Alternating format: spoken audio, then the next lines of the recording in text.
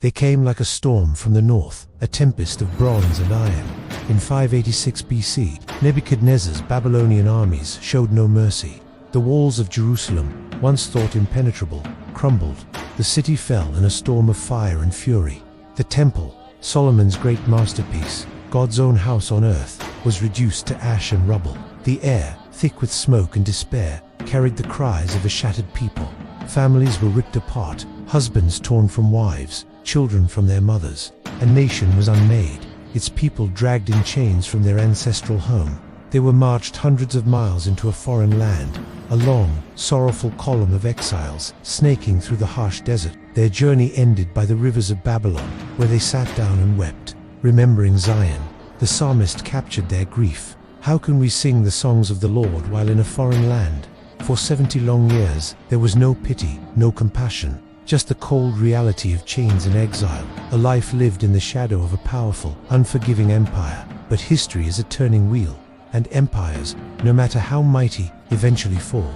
The winds of change began to blow from the east. Cyrus the Great, the king of Persia, rose to power, a new conqueror with a different vision. When his armies reached the gates of Babylon, the world held its breath, expecting another wave of slaughter and destruction. Yet, what happened next was unheard of. Cyrus marched into the great city, not as a destroyer, but as a liberator. Instead of more bloodshed, he offered a revolutionary concept, mercy.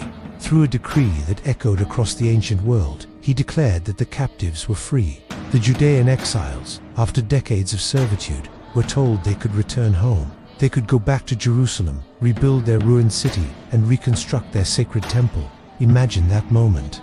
After a lifetime of despair, a sudden, blinding ray of hope. Tears of sorrow turned to tears of awe. Hope was reborn from the ashes. Was this the mercy of Babylon?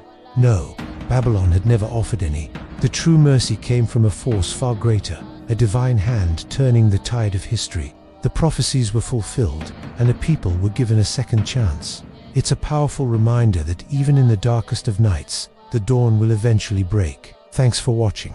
If you find these stories from the past as fascinating as I do, make sure to subscribe and hit that notification bell so you don't miss our next journey into history.